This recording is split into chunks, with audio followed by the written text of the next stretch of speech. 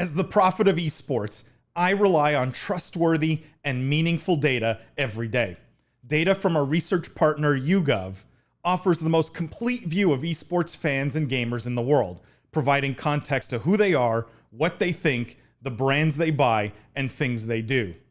YouGov's connected insights and research services inform strategy at every level. If you're a team, a brand, agency, or rights holder, you should be talking with YouGov. Their partners measure and maximize ROI and are telling compelling stories with data. Visit yougov.com/gaming-esports to learn more. Interesting story here. And the headline here is abrupt exit of first VR gaming partner lands Facebook's huge investments in a soup. Now, what this is referring to is, this was a news story we actually didn't cover last week, but Facebook last week announced that they were going to start testing putting advertising in games in their Oculus ecosystem. So if you play a game on your Oculus headset, Oculus, which is owned by Facebook, that Facebook was going to start inserting ads into those games. And they had framed this as positive for the developers because it was a way to help developers monetize their game. Because obviously some of the revenue from that advertising was going to be shared with developers. And one of the first sort of examples that they showed was this game called Blast On. It's a title from Resolution Games. And people revolted, started posting 1-star reviews of the game. And Facebook now has essentially, I don't know if Facebook has backtracked, but basically Blast On, who was one of the launch partners, has said, we want nothing to do with this. We're not allowing sort of any Facebook advertising in our game. I'm curious, A, what you guys think of this first move by Facebook, and second of all, if you think because of the pressure we've seen in the last week, will they backtrack on this? I don't think it's any surprise that users don't want to see ads, but like, I don't know why that's relevant. If I'm Facebook, I would just say shove it down their throats, buy Facebook Premium, if you want to avoid the ad experience. And like, this is where we're headed. This is going to be the norm now.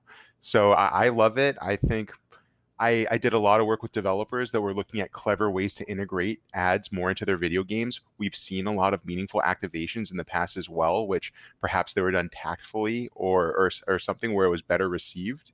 But if I'm Facebook here, I don't think I let that sway me. I think you lean into it, and again, I typically defend the user experience here, but it's just such a natural thing to do, right? You're walking around, you're driving around Fortnite, and there's an actual billboard of a company instead of like a digital Fortnite slurp juice or something. So I personally want to see more ads in video games. And we spoke last week about the high retention rate that ads had on Twitch, didn't we? That was a YouGov statistic that we pulled.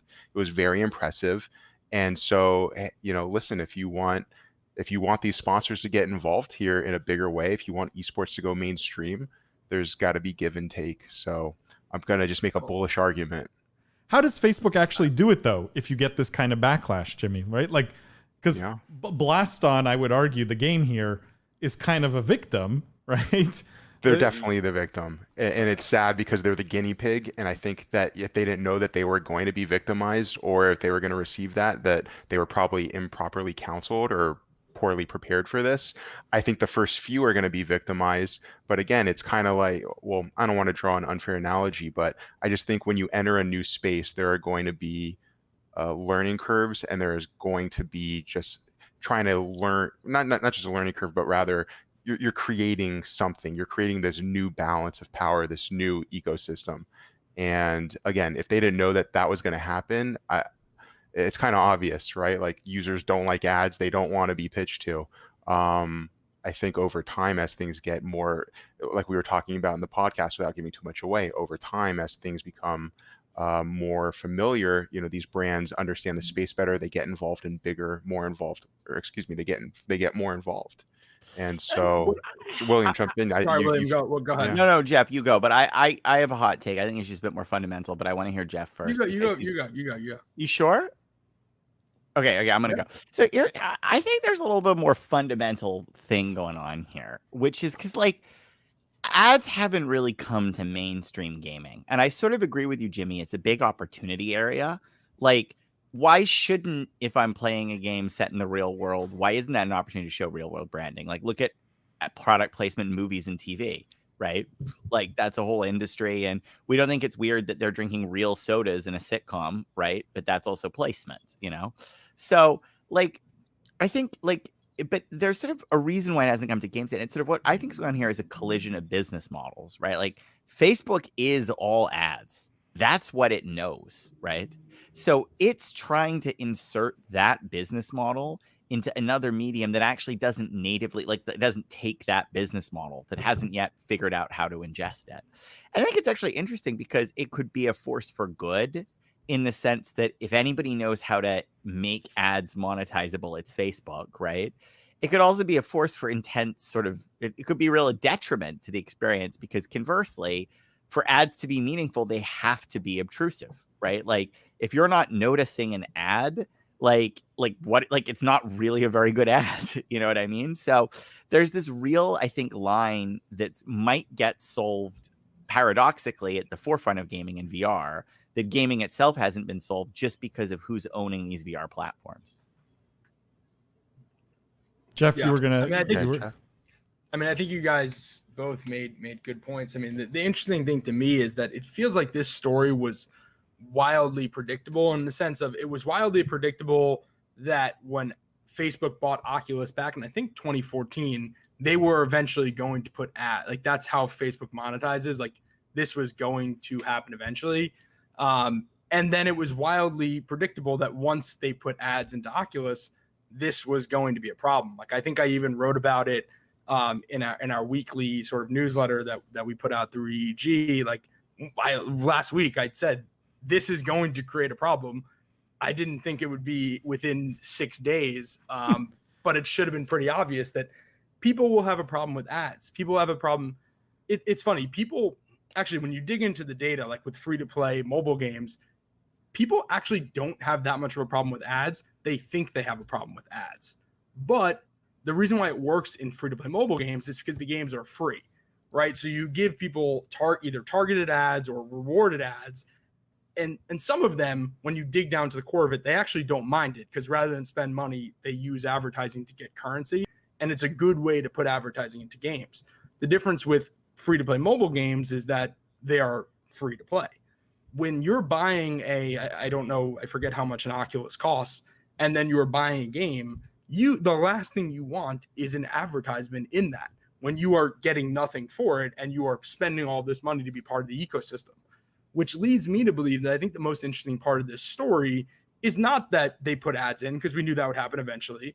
It's not that people got pissed that they put ads in, because we kind of knew that would be the case. It's more of a why. Why did Facebook choose to do this now? Like, Oculus is and we know that Facebook has these massive grand plans for Oculus and for VR.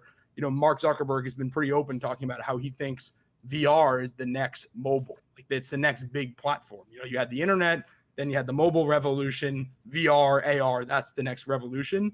If you believe that, and you're a company as big as Facebook and as profitable as Facebook, why choose to harm the user funnel and the user experience by putting ads in when you're so early in that, you know, life cycle or of the ecosystem? Like, why do that now? And that's what, as an investor, is like, makes me interested.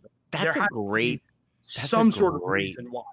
Great point. But then, I mean, is it just as simple, Jeff, as how long ago did that Oculus acquisition take place? long Wasn't it time. like, It's like, yeah, long time. like, Still like, like 10 years. yeah, it's like a long time, right? Could it just be as simple as even well-funded, patient, you know, arguably, and this is, I think, fair to say, strategically minded companies like Facebook have a limit to their patience. And the reality is VR is not a volume play today. Let's be honest, right? Like, it's not, VR is getting there, but it's not on the same token as, say, you know, PC or console, right? It's not on the same page. And could it just be they ran out of patience? It's not making enough money. We have to perform. It's going to, like, we're not seeing the growth to believe we're going to wait on this. Okay, we got to get more from the current users. And probably, I suspect one thing they know about the current users, and this is a total guess, but this would be a fun thing to ask YouGov about, actually, if we're looking for YouGov data at some point. But I would bet VR users are very, very highly motivated and sticky, right? Because they paid a ton of money for an expensive product and they're an early adopter of it, right? Even today, you're still sort of an early adopter of VR. And if that's the case, then you probably say, well, a little bit of friction, it's not going to drive these people away. They're not a mobile customer where they can go and download another, like literally, like they're on our platform, they bought our hardware, they're locked in, you know? I wonder if it's that sort of logic that gets it seems like you're probably right. I mean, that's kind of like the Occam's razor explanation is that, hey, we bought this 7 years ago. It's, you know, we're bleeding money. Like, let's just figure out what we can get from it. You know, what's our playbook? We put ads and things, we monetize it, boom. Like, that's what we do. We're Facebook. Let's do that playbook. But it seems so short-sighted for Facebook. Like, okay, another question. Like oh my God, we have no money. We need to monetize this asset. Does any of this have to do with what's going on with Facebook and Apple right now? Right. It's possible. With like, could it, because another explanation here, and this is a scarier explanation for Facebook, is you could look at, okay, they think their core business model might be really threatened here because of privacy activations on iPhones and Apple devices, right? Okay, maybe that threat is worse than we realize, and so they're willing to even jeopardize the next generation of investment for them because they're so worried about short-term revenue impacts. It's possible. It's possible. I don't think anyone at Facebook, though, could have modeled out any scenario where even if the advertising was welcomed with open arms, where some hit to their core business is made up by VR ad revenue, right? Like, yeah, but it doesn't have to get passed out that way. It could be like, guys, it's going to be a tough year. We need all divisions to hit a 30% revenue growth spike. Possible, right? Possible. Yeah. I just want to, we're all throwing out guesses here. I just want to throw out one more, and anyone that works with engineers kind of knows how they think and how they go about problem solving, right? All right, so tell me. I don't think it's a rev play. I think this is a data play. I think they're trying it on a small title. They're seeing not the public opinion and the backlash. They're testing the users that were actually playing this game, and if they actually did capture their attention, so that they can then optimize it, re-release it, address some public concern, but then do it in a much bigger way across all their titles. So I think this was, I've worked with a lot of devs and engineers. They always dip their pinky toe in first, then they take 6 months to fix it, and then they come back and do it again with like 2 toes, right? And then maybe they go back to square one. This is McDonald's releasing their new sandwich at like 2 locations in the middle of nowhere, Wisconsin, right? Like that's kind of. Yeah. I think Jimmy's sort of onto something there. I just want to read this comment. Christian says, I feel like it was Facebook's plan all along. Data and advertising is their business. Yes and no, like, is my feeling on that, in the sense that I truly think Zuckerberg does see VR as the future of social media also. Like, I think there's some recognition that it's bigger than just data and bigger than just advertising. The question is, what is their patience level from a corporate standpoint to see that vision through? That's, Christian, where you might be right, and where I think you guys all agree. I just want to mention, Jeff, you mentioned the newsletter where you commented on this. I'll just link to where people can sign up for it. It's an EEG newsletter called the Esports Push. It's separate from the Business of Esports newsletter, which you guys should sign up to. It comes out daily. You can sign up directly through our website, but go check out the Esports Push as well. Can I just offer one solution on this, guys? Because I think someone has solved this problem already. Sure, solve it for us. And that's Amazon. Amazon has already solved this problem. And William, I think you framed the problem really, really eloquently, which was it's 2 business models colliding, right? And Amazon solved this, I think, in a very simple and creative way. If you go buy, I don't have one like on my desk at the moment, but I have one somewhere. Like, if you go buy their tablet, right, their Fire tablet, there are 2 options when you go and pick the size tablet you want. There's the one with ads and the one without ads. So the one without ads costs like $150, and the one with ads costs like, I don't even remember, $125. So you save a bit of money, but what Amazon gets to do if you buy the with ads one is they get to push advertising to the lock screen and the the sleep screen and the whole bit. So when you're not using it, it's showing you an ad. Why not do the same with Oculus? Here's your $400 no ad model. and here's your $365 with ad model. Yeah, I mean, you're sort of right. Like, and Amazon, I mean, Amazon's a good company to hold up as an example here because I think they're like the best in the business right now, right? So generally, if Amazon's doing it and you can do it too, it's probably not that bad of an idea. The difference is, I think, like it's there's something that feels a little bit more fundamental here for me because my suspicion is Amazon is doing an ad model as a way to access lower price points. Like, yes, it's but like if you think of Amazon's core, like their core idea is efficiency, low cost, right? Like that's the core appeal of Amazon and why it's gotten so big. It's you get the stuff really quickly and you get it cheaply. I mean, Amazon is honestly one of the cheaper places to shop today for many, many things, right? I mean, there are cheaper places to go, but they've eliminated so much cost from the system. And that goes all the way back to, I think, the original insight of Amazon being a bookseller. And this idea being there's all this wasted fixed cost in book scores that we can eliminate, right? So I think they're doing that because they want e-readers to be more accessibly priced. I don't think that's really what's going on, though, here, because I like on the Facebook side, because I think Facebook genuinely needs ads for their business structure to work.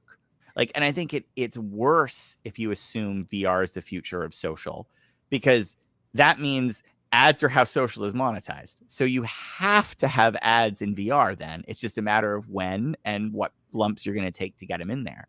So, and I fundamentally believe, like, if you even see it in the pricing and the difference between the Kindle models, right? If ads were the business model, there would be one price point, right? There would be just the model with ads, or worse, there would be a massive differential. So it's like $500 for no ad model, but like the pricing it suggests what's going on here, which is it's a discount factor. It's not an actual incremental revenue stream, at least how it's being perceived. So it's a good idea, but I don't know if it fundamentally accomplishes what Facebook needs to accomplish because they have to solve a bigger problem here than Amazon did. It's true. It's a good point. Although it does also solve the like, we need to get millions more headsets out there, like, because you need some critical mass for the ad model to also be effective. Now right? You're bringing the thing I really am surprised by, which is, yes, your suggestion makes a ton of sense for a different reason, which is you need to get the cost down on this product. Like, and actually, you might even take this full circle and say, okay, maybe we misread the whole thing. Maybe they're trying to get ads in to get the cost down on the product because it is the future and they know price is a barrier to adoption for the future. Like, I bet they do studies, why don't you game in VR? And I bet you one of the number one reasons is it's too expensive. I don't have $400 to pay. I get it's true, but it's like, it's no more expensive than an Xbox. So it's like, to me, I don't know. Yeah, but also I never buy the price argument with VR that much.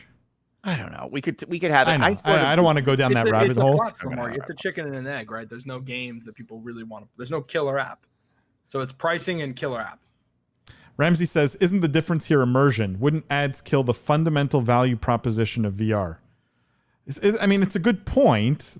I think yes and no. But it's yes. Yeah, I agree. Right. Because we have ads in the real world, right? And the real world's as immersive as it gets, but you walk around and you're bombarded with advertising. Yeah.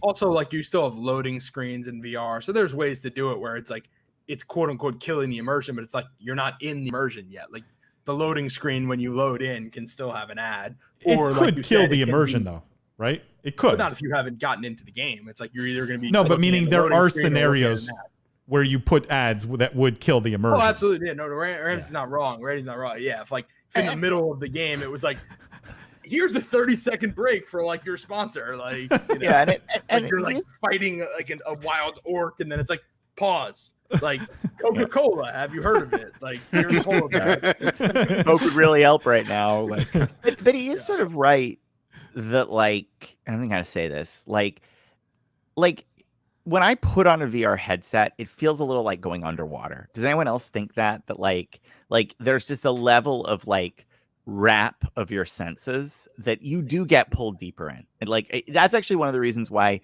sometimes I don't that's actually one of the reasons why sometimes I don't like VR is like, I literally don't really know what's happening around me. You know what I mean? Like I I get feel like the I'm same way too when I wear cut off. headphones, period. Like when I'm doing the podcast, I feel the same way. That's why I don't wear headphones. That's right. You just got to you just so in the zone. You just go in there. You bring in the juice. But like, so it is an interesting point that like, you know, there it's definitely true that the more immersive the medium, the more breaking that immersion is painful, right? Like it's just like it is true that maybe ads in VR have a more fundamental problem, which is like you picked a highly immersive medium to inject a painful, you know, like out of body experience into. So that brings me to just, I know Paul probably wants to move us on. I want to leave us with, or not leave us, but I want to just address that with 2 points. One is I think someone decided ads are going in VR. They're going to be in VR. It's a matter of, to William's point, how do you do that in a way that's well received and that doesn't break the immersion? Two, which I want to draw our attention to outside of VR, is looking at NBA 2K and other sports-based games on like Xbox and console. 2K, when your players are tired, there's a Gatorade logo next to them that lets you know that they need a rest, right? When you're playing on the court, there are Adidas banners, and in FIFA 2, Adidas, whatever banners around the pitch that you can see, like just like if you're at a stadium, traditional brands. And I just think that these games have done such a wonderful job integrating ads in a way that that actually is part of the real world experience, right? That you don't even recognize that you're being advertised to. So I think the question, to William's point, is really how are they going to do it in VR that doesn't break the immersion, that doesn't change the illusion where you still feel like you're in VR. So it's I don't think anyone has figured this out yet, right? For VR. Because I don't think people have even figured it out for non-VR gaming.